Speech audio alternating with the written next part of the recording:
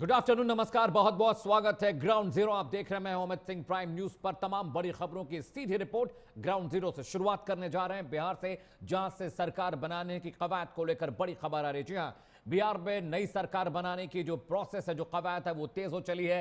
BJP विधायक दल के नेता के रूप में सम्राट चौधरी का चुनाव किया गया है। जेडीयू की ओर से नीतीश बाबू को विधायक दल का नेता चुना गया। विजय सिन्हा विधानमंडल के उप नेता के तौर पर चुने गए हैं।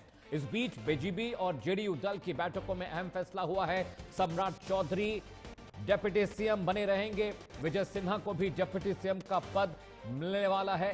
बिहार में दोनों डिप्टी सीएम ज्यों के त्यों रहेंगे, वो रिपीट हो रहे हैं। यानी सरकार नई है, चेहरा वही पुराना है। जो तीन तिकड़ी थी पिछली सरकार की, वो अभी भी बनी रहेगी। हम लोग अपनी पूरी तन मन से व्यवस्था लगाएंगे। क्या कहेंगे आप? आपके पहली बैठक थी और आईपीएस से लेकर यहाँ तक का सफर को कैसे देख रहे हैं? बिल्कुल, देखिए, मैं इसको एक सकारात्मक सफर देखता हूँ।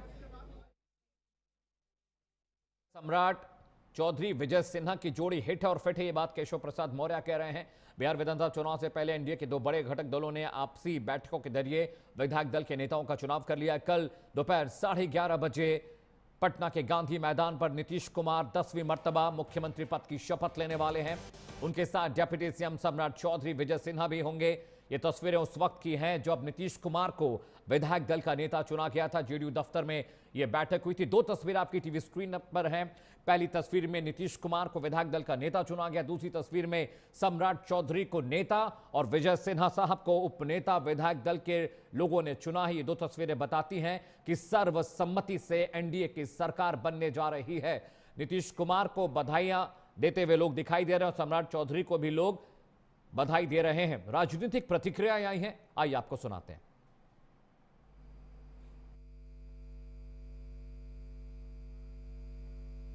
श्री सम्राट चौधरी को निर्वाचित करने का प्रस्ताव किया और भारतीय जनता पार्टी के विधायक दल ने सर्वसम्मति से श्री सम्राट चौधरी जी को विधायक दल का नेता चुनने का समर्थन किया है। और हमारे उप नेता के लिए जो मुख्यमंत्री के रूप में शानदार कार्य करने का काम किया है, बहुत ही वरिष्ठ नेता हैं आदरणीय श्री विजय कुमार सिन्हा जी, उनके नाम का भी प्रस्ताव आया है और सर्वसम्मति से समर्थन मिला। मैं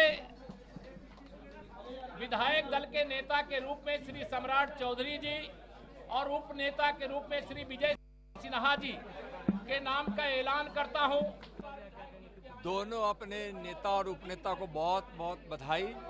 और दोनों हमारे भारतीय जनता पार्टी बिहार प्रदेश के कर्मठ नेता हैं और भारतीय जनता पार्टी के केंद्रीय नेतृत्व ने जो निर्णय लिया है वह बिहार के हित के लिए निर्णय है और इस निर्णय का पूरा बिहार और पूरी पार्टी स्वागत करती है।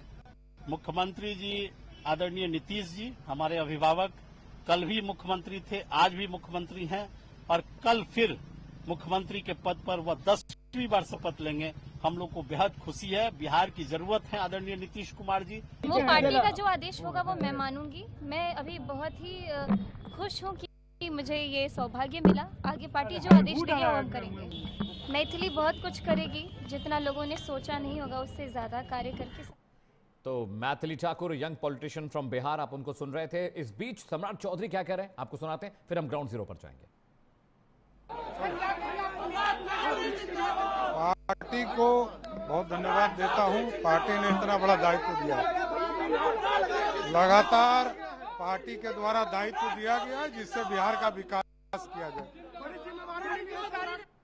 तो सम्राट चौधरी फिर से रिपीट हो रहे हैं बतौर डिप्टी सीएम। ग्राउंड जीरो पर चलते हैं। सुरजीत मेरे सहयोगी ज्यादा इनपुट्स के साथ जुड़े हैं। सुरजीत, कल 11:30 बजे नई सरकार का शपथ ग्रहण है और फिर से दोनों डिप्टी सीएम रिपीट किए गए हैं। सुरजीत, बिल्कुल, आज जो है बिहार विधानसभा में चुनाव के बाद जो है आज दोनों जो जदयू और बीजेपी के तमाम जो नवनिर्वाचित विधायक है उनका बैठक किया गया और उस बैठक में जेडीयू की जो बैठक हुई थी मुख्यमंत्री आवास एक मार्ग में हुई, वहाँ पे जो है मुख्यमंत्री नीतीश कुमार को विधायक दल का नेता चुना गया जेडीयू की तरफ से। वहीं बीजेपी में जो बैठक है यहाँ पे बीजेपी के जो कार्यालय है, प्रदेश कार्यालय, वहाँ पे बैठक थी, उसमें जो है सम्राट चौधरी को विधानमंडल का नेता और विजय कुमार सिन्हा को उपनेता चुना गया है। निश्चित तौर पे यहाँ पे अब मुहर लग चुकी है कि दोनों डिप्टी सीएम इस बार रिपीट कर रहे हैं। बाकी जो मंत्रिमंडल में कौन से चेहरे होंगे, आज शाम अमित शाह पटना पहुंच रहे हैं और उनके बाद जो है नीतीश कुमार से बैठक होगी अमित शाह की, और उस बैठक के बाद जो तमाम चेहरे हैं, बीजेपी की तरफ से कौन मंत्री बनेगा, जेडीयू की तरफ से कौन कौन मंत्री पद की तरफ शपथ लेंगे, वो सारी जो सूची है वो कहीं ना कहीं से बाहर निकल के सामने आ जाएगी। जी, अब खबर ये भी आ रही थी सुरजीत कि चिराग पासवान भी थोड़ा सा पेच फंसा रहे हैं, वो चाहते हैं डिप्टी सीएम का पद उनके बहनोई को मिले। क्या उस पर कोई बातचीत हो रही है? क्योंकि अभी तक दिल्ली में इस बात को लेकर रजामंदी नहीं हो पाई है। एक खबर ये भी कि कैबिनेट का जो प्रारूप होगा उस पर भी डिस्कशन अभी फाइनल होना है, क्योंकि अमित शाह जी पहुंच रहे हैं।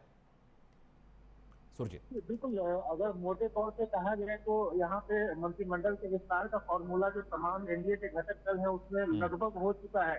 यहाँ पे 6 विधायक के ऊपर 1 मंत्री पद देने की बात कही जा रही है, और उस हिसाब से बीजेपी के 15, जेडीयू के 14 और लोजपा रामविलास के 3 और हम और रालोमा के 1-1 मंत्री यहाँ पे बनाए जाएंगे। वहीं अगर चिराग पासवान की बात करें तो चिराग पासवान शुरू से मांग करके आ रहे हैं कि उन्होंने जो एक बड़ी जिम्मेदारी उनको दिया गया था और उसमें वो बखूबी सफल होते हुए नजर आया है। ठीक है सुरजीत, जितनी भी सीटें उन्होंने जीती है वो सारी सीटें एनडीए कहीं न कहीं से हारती हुई आ रही थी, और उन सीटों पर उन्होंने विजय हासिल किया। तो उनकी एक मांग है कि उनको जो है सीएम का पद उनकी party. Surjit, thank you so much for those inputs from Patna. तो सुरजीत मेरे सहयोगी पटना से रिपोर्ट कर रहे हैं। कल 11:30 बजे शपथ ग्रहण है, 10वीं मर्तबा वो बनने जा रहे हैं मुख्यमंत्री, और अभी जो डिप्टी सीएम है दोनों रिपीट होंगे। इस बीच बड़ी